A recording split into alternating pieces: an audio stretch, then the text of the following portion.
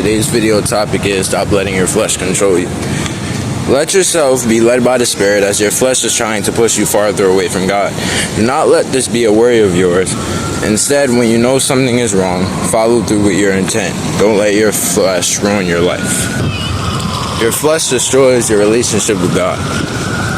Meaning, sinning, you know what I'm saying, doing sexual things, but not with good intentions, but instead just to get like a feeling or a moment, like, you know, a feeling in the moment or something, like, you know, just to feel good momentarily, and, you know, masturbation and lust, and letting your lust control you, you know, whether that's by yourself or with somebody else in mind, or somebody else that's doing it with you, or somebody else that's helping you, or listening to somebody that is saying that it's a good idea to do this thing for whatever the reason may be. And if I'm being honest with you, these things aren't going to help you. You know what I'm saying? If anything, they're going to take you farther away from the mission. It's going to take you farther away from God, farther away from making as much money as you possibly can, farther away from your goals, farther away from, how can I say it, from getting things done, just farther away from getting better as a person. Like, you know what I'm saying? It could be regarding work, entrepreneurship, whatever. It could be anything.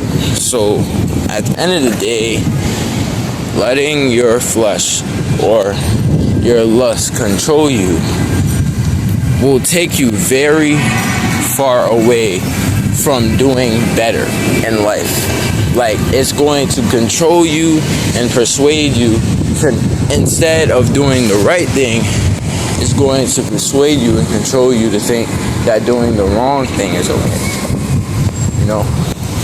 So instead of letting it be a thing and, you know, allowing certain things to get to you and, you know, however, instead, let those things, that lust and those things, be motivation not to do certain things.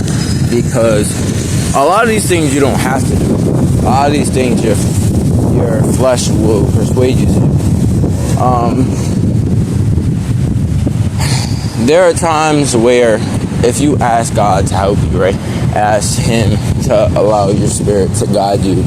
That before you do these things, it would like, instead of persuading you to do these things, it would persuade you to not do these things. Like to keep away from doing these things, or drifting your mind to another topic of your life, or to do something different, or whatever it may be, and it's going to take you away from feeling like doing these things are okay.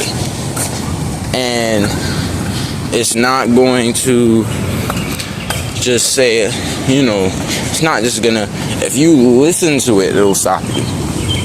That's the problem. This is what people need to understand, is that if you listen to it, it'll stop you. If you don't listen to it, it's not going to stop you. It might physically stop you, but it depends on the situation. You know what I'm saying? One thing you have to learn is that everything can't be handed to you. You gotta try too. You gotta, you know what I'm saying, work hard as well towards something. It's like asking God, you know, let's say for sales, you know, business sales, right? You know, sales for your business, whatever business you may have, whatever. And you say, God, you know, I need some sales. You know, God, you know, can you help me reach the people I need to be around, or people I need to get my sales from, or people who I can get my sales from, people that can help me attract people, the person that can, you know, influence me to be a better person, to be the best version of myself, to pull everything that I have out of me, or whatever. And while you may think that means God is going to do everything you just asked him to do, instead he's going to point you in the direction for you to do certain things so that you could do everything, or so you could get everything you said you wanted. So instead of there being a situation where it's like, okay, God does all the work for you, no, you do all the work. You ask God for it and he says, okay, you have this to do it with, so start. And that's what God is going to do. So what you have to understand is that everything is not going to be handed to you. Nothing is going to be handed to you. You got to do some work. You got to put in some work in order to get things in check, so that these things will be at ease. These things will be easy for you to do. So at the end of the day, you know, while you may look at it as, you know, God, why aren't you helping me? He is helping you. He's telling you, okay, this is the easiest way to do this thing. Is getting it by yourself. So that when the time comes, you don't have to rely on anybody else but yourself to get these things. And that's what you have to realize. Is that if you can get all these things on your own, you don't need anybody else. It will help to know these things yourself, other than for somebody else to just hand it to you. It's like homework. If every time you get a homework packet, you use ChatGPT or you ask somebody to help you with your homework, you're never going to learn anything. So some days, if you use ChatGPT because you have something to do, cool. I'm not talking about being on the game all day. If you use ChatGPT to help you because you got business to take care of, then cool. Other than that, you should be at least trying to use your own brain so that you could push yourself in order to get past that feeling that's like, you know, I need something handed to me in order to get this thing done. Because once you get out of that mindset, you'll be much farther than the people you're asking for help. And this doesn't mean you'll be any farther than God. You can't be above God in anything. But what it will help you to do is to be able to say, okay, I don't have to ask God for everything, but for the things I actually need. But instead you'll be able to do these things on your own. You know what I'm saying? So don't let your flesh control you. Instead, be guided by the Spirit and let them handle certain things.